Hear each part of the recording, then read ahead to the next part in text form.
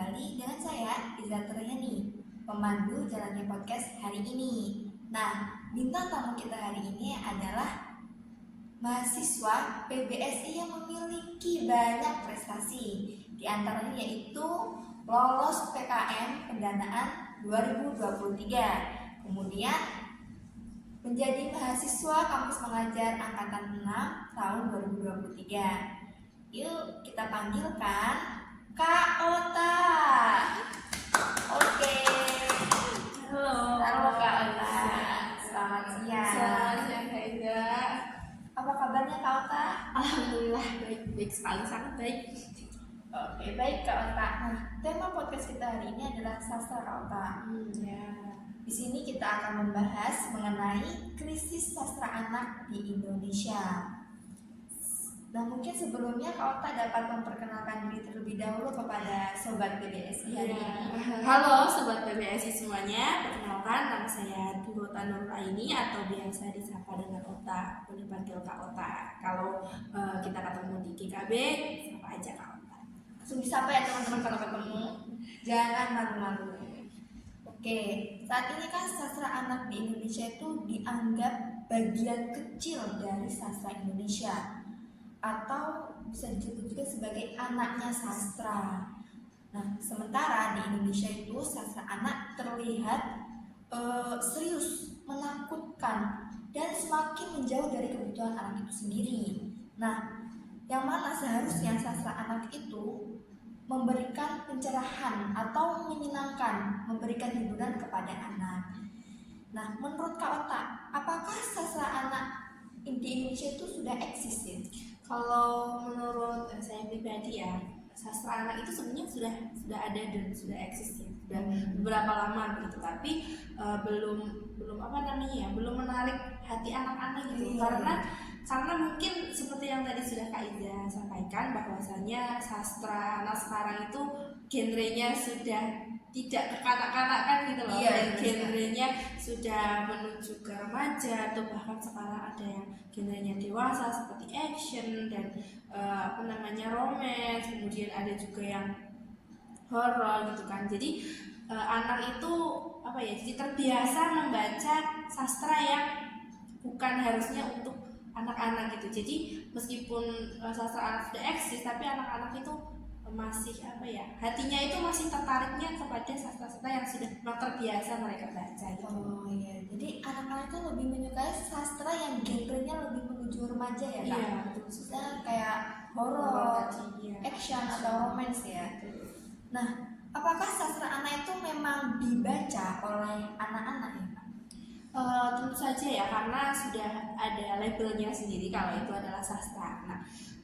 Jadi ya secara tidak langsung sastra itu memang dikhususkan untuk anak. Karena apa? Karena memang isinya itu adalah isi yang membangun pola pikirnya anak-anak gitu. Pola pikirnya anak-anak seperti yang kita tahu kan, sukanya bermain, bercanda, hiburan dan lain sebagainya, mengajarkan hal kebaikan gitu. Jadi memang sastra anak itu dikhususkan hanya untuk anak gitu.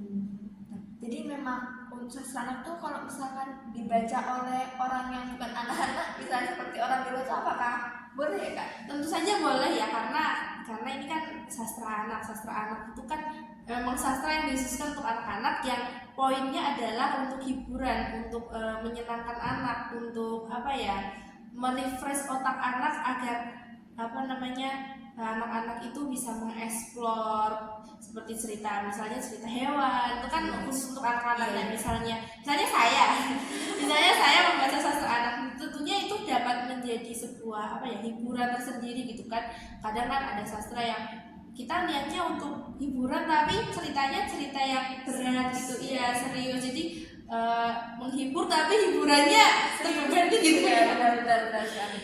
Jadi ya tidak masalah sih untuk membaca sastra anak, cuman itu perlu diperhatikan bahwa anak sendiri yang kadang memang jadinya malah membaca yang bukan sastra anak. Itu yang masih sampai sekarang masih menjadi keprihatinan bagi kita semua. Nah, menurut Kak Ota, bagaimana wujud atau bentuk sastra yang memang dikhususkan untuk anak-anak? Kalau untuk anak-anak sendiri ya, itu kalau anak-anak kan sukanya itu yang imajinatif kan, Iya, yang imajinatif, yang apa Fiksi. namanya fiksi, ya, yang sangat-sangat fiksi lah, sangat membawa pola pikirnya itu untuk berimajinasi gitu kan. Jadi untuk anak itu sendiri biasanya itu berbentuknya dongeng.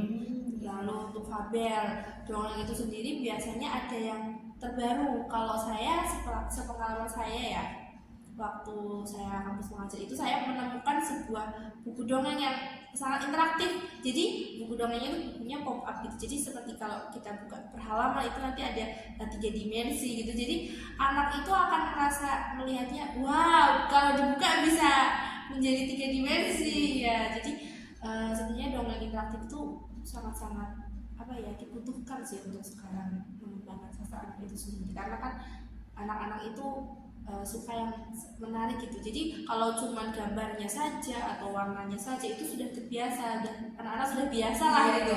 Jadi butuh yang sesuatu yang berbeda ya. Betul. Jadi untuk sekarang wujud itu seperti dongeng interaktif tadi ya Kak, yang dapat digunakan untuk anak-anak, yang dimana anak-anak bisa dapat belajar sambil bermain sambil motoriknya menempel dan lain sebagainya. Nah, selain itu, bagaimana solusi dalam mengatasi krisis sastra anak pada saat ini? Kalau menurut saya ini sebenarnya awal krisis sastra anak itu karena memang anaknya ya, karena memang anaknya yang sudah terbiasa membaca sastra yang memang bukan genrenya untuk anak-anak. Nah, untuk itu sebagai pengamat sastra, jadi kita lebih saling merangkul sesama sastrawan untuk membuat sastra anak itu sendiri gitu. Jadi seperti yang tadi sudah saya sampaikan kan, ada dongeng interaktif. Nah, mungkin buat sastrawan itu bisa menuangkan idenya gitu. Nah, jadi nanti sastra anak itu sendiri idenya banyak dan bentuk-bentuk interaktifnya juga lebih banyak. Makanya anak-anak nanti bisa lebih tertarik lagi dengan sastra. Oke, baik. Jadi sastra yang dibuat tuh harus sesuai dengan anak-anak ya Kak, sesuai dari isinya, ilustrasinya maupun pesan moral yang akan disampaikan. Nah, mengapa sastra anak itu sangat penting sekali bagi anak-anak? Karena kan seperti yang kita tahu ya Kak Iza dan juga Sobat BBSI, kalau anak-anak itu pola pikirnya itu pola pikir yang masih suka explore segala sesuatu. Jadi mereka itu kepo gitu loh, kepo terus ingin tahu ini apa, itu apa. Nah, dengan adanya sastra anak itu diharapkan pola pikir anak yang suka explore itu mereka bakal terimajinasi, jadi imajinatif gitu. Jadi dengan adanya sastra anak biasanya kan di sastra anak itu ada yang mengajarkan nilai A, mengajarkan nilai B, sisi positifnya apa, sisi negatifnya apa. Jadi secara nggak langsung pola pikir anak itu menjadi lebih tertata gitu loh. Jadi mereka bisa membedakan, tadi di cerita ini tokoh A ternyata negatif sikapnya, berarti itu nggak boleh ditiru. Terus nanti misalnya tokoh B sikapnya bagus, berarti itu yang boleh ditiru. Jadi sastra anak itu penting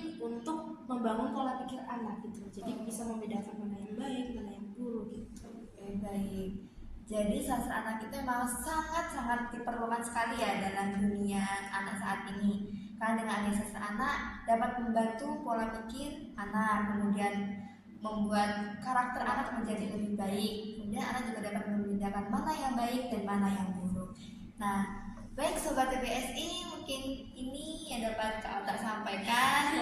Semoga ilmu dari Kak Ota dapat bermanfaat bagi Sobat BBSI yang menonton saat ini. Nah, teman-teman yang ingin menghubungi Kak Ota dan masih ingin bertanya lagi tentang sastra anak, dapat menghubungi Kak Ota melalui media sosial di bawah ini ya. Di follow aja langsung. Oke, terima kasih Kak Ota. Teman-teman, terima kasih juga sudah diundang di podcast ini. Ya ampun, spesial sekali. Oke, sekian dari saya dan Kak Ota. Sampai bertemu kembali Sobat BSI. Wassalamualaikum.